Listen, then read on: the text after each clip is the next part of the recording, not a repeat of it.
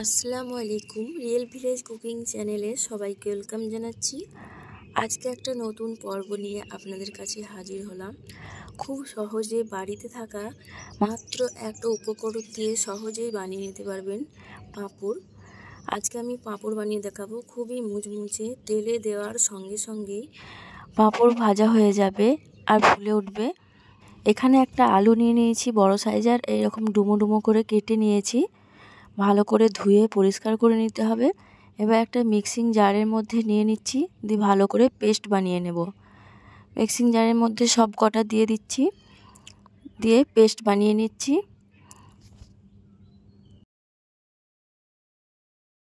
আলু দিয়ে যে এত সুন্দর পাঁপড় বানানো যায়, আপনারা পুরো ভিডিওটা না দেখলে বিশ্বাসই করবেন না। এই দেখুন, পুরোটা পেস্ট বানিয়ে নিয়েছি। ঠিক এইরকম করে পেস্ট বানিয়ে নিতে হবে। এবার একটা কড়াই চাপিয়ে দিলাম। পুরো পেস্টটা দিয়ে এর মধ্যে আমি ওই বাটিতেই জল দিয়ে দিলাম সামান্য, আর লবণ দিয়ে দিলাম হাফ চামচের মতো, দিয়ে ভালোভাবে মিশিয়ে নিচ্ছি। আমি খুব বেশিক্ষণ এটা রান্না করব না, মাত্র 2 মিনিটের মতো এটা একটু রান্না করে নিতে হবে।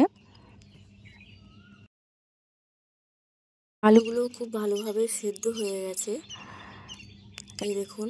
এবার এর মধ্যে আমি দিয়ে দেব চালের আটা। একটা ছোট বাটি মাপ করে 1 বাটির থেকে কিছু কম পরিমাণে আমি দিয়ে দিচ্ছি এখানে চালের আটা। এই দেখুন, চালের আটাটা আমি এখানে দিয়ে দেবো, দিয়ে অল্প অল্প করে দেব, আর খুব ভালোভাবে মিশিয়ে নিতে হবে। এখানে আমি গ্যাসের ফ্লেমটা অফ করে দিয়েছি। চালের আটাটা দিয়ে খুব ভালোভাবে অনবরত ভালোভাবে মাখিয়ে নিতে হবে, কোনো দলা বেঁধে না থাকে।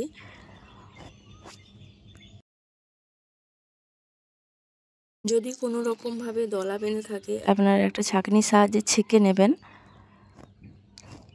এই দেখুন, এবার অল্প করে আমি একটা বাটির মধ্যে তুলে নিচ্ছি। এটার মধ্যে আমি ফুড কালার অ্যাড করব।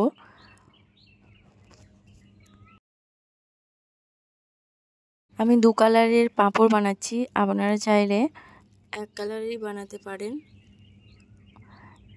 ফুড কালার দিয়ে ভালোভাবে মিশিয়ে নিতে হবে। ফুড কালার দিয়ে বানাচ্ছি, এটা দেখতে সৌন্দর্য লাগবে। যখন আপনি পাঁপড়টা ভাজবেন, বাচ্চারা তো খুবই পছন্দ করবে। এবার খুব ভালোভাবে মাখানো হয়ে গেছে। আমি এরকম একটা প্লাস্টিক নিয়ে নিয়েছি, আর প্লাস্টিকের মধ্যে আমি ব্যাটারটা ঢেলে নেব। পুরো ব্যাটারটা এই প্লাস্টিকের মধ্যে ঢেলে নিতে হবে। আপনার কাছে যদি পাইপিং ব্যাগ থাকে, আপনারা তাতে করেও বানাতে পারেন। এইভাবে করে নিতে হবে, আর এই কোণায় এইখানে একটু সামান্য ছিদ্র করে দিতে হবে। এরকম একটা প্লাস্টিক নিয়ে নিয়েছি, এর উপরে আমি ডিজাইন বানাবো। এই দেখুন, এইভাবে করে গোল একটা রাউন্ড দিয়ে নিচ্ছি প্রথমে। আপনারা এই ডিজাইনটা ভালোভাবেই বানাতে পারেন। আপনারা আপনাদের পছন্দ অনুযায়ী যে কোনো ডিজাইনের পাঁপড় বানিয়ে নেবেন। আমি এইরকম একটা ডিজাইন বানিয়ে নিচ্ছি।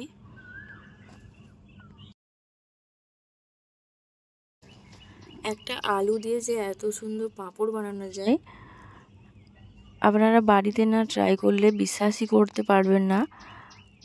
আর যখন খুশি ইচ্ছে মতো তেলে ভেজে খেতে পারবেন এইভাবে বানিয়ে।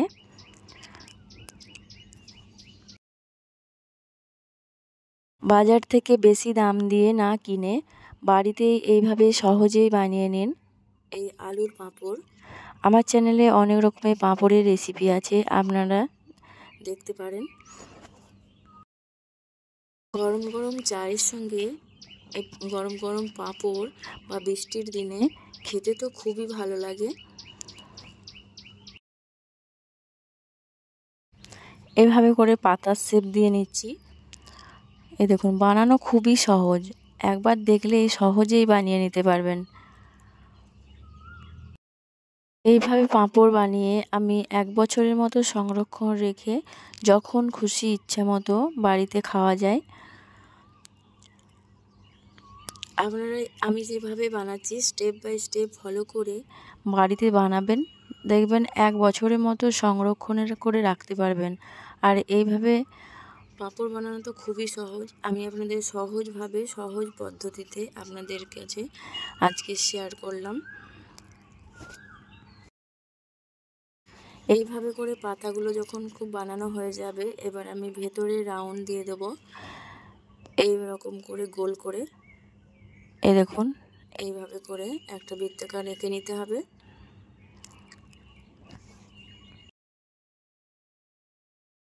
বৃত্তাকারের মধ্যে এইরকম লম্বা লম্বা করে এইভাবে টেনে দিচ্ছি, এইভাবে করে।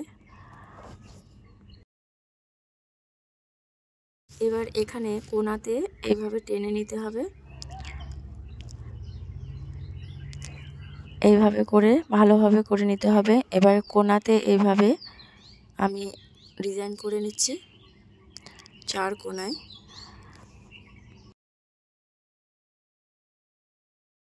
এই দেখুন একটা ডিজাইন রেডি হয়ে গেল। এইভাবে করে আমি প্রতিটা ডিজাইন বানিয়ে নেব। আপনারা আপনাদের পছন্দ অনুযায়ী যে কোনো ডিজাইন বানাতে পারেন, আর যে কোনো রঙের আপনারা বানাতে পারেন। এই দেখুন খুব সুন্দর একটা ডিজাইন হয়ে গেছে। এগুলো আবার ভাপে আমি কিছুক্ষণ মাত্র 1 মিনিটের মতো রেখে দেব। এখানে জল নিয়ে নিয়েছি আর একটা পাত্র নিয়ে নিয়েছি, এর মধ্যে আমি দিয়ে দিলাম। মাত্র 1 মিনিটের মতো ঢাকা দিয়ে রেখে দিচ্ছি।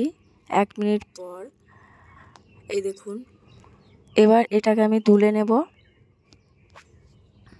খুব সহজেই উঠে চলে আসবে। এবার রোদের মধ্যে আমি শুকিয়ে নেব, অথবা ফ্যানের তলায় রেখে দিলেই শুকিয়ে যাবে। এইভাবে রোদে রেখে দিতে পারেন। এই দেখুন আমি রোদে শুকিয়ে নিয়েছি। কত সুন্দরভাবে পাঁপড়গুলো রেডি হয়ে গেছে। এবার আমি একটা ভেজেও দেখাবো আপনাদের। এই দেখুন কত সুন্দরভাবে সব কটা পাঁপড় শুকিয়ে গেছে। আর তেলের মধ্যে দিয়ে এইভাবে গরম তেলের মধ্যে দিয়ে ভেজে নিতে পারবেন। এই দেখুন তেলে দেওয়ার সঙ্গে সঙ্গেই ফুলে উঠবে। এই দেখুন কত সুন্দরভাবে পাঁপড়গুলো ভাজা হয়ে যাচ্ছে। আবারও একটা দিয়ে দেখাচ্ছি। এই দেখুন খেতে তো খুবই মুচমুচে হয়। একবার বাড়িতে ট্রাই করে দেখবেন। তাহলে আমার এই রেসিপি আপনাদের কেমন লাগলো কমেন্টে অবশ্যই জানাবেন। যদি ভালো লাগে চ্যানেলে একটা লাইক দেবেন এবং সাবস্ক্রাইব করে পাশে থাকার অনুরোধ রইল। আমার চ্যানেলে অনেক নিত্য নতুন রেসিপি আপনারা দেখতে পাবেন। আপনারা আমার চ্যানেলে গিয়ে একবার দেখুন। প্রতিটা রেসিপি খুব সহজ পদ্ধতিতে দেখানো হয়েছে। এই দেখুন হাতের মধ্যে দিলেই সহজে গড়িয়ে যাবে, অতটাই মুচমুচে হয়েছে। খুবই টেস্টি হয়। কথা না বাড়িয়ে আজকের রেসিপি এখানেই শেষ করছি।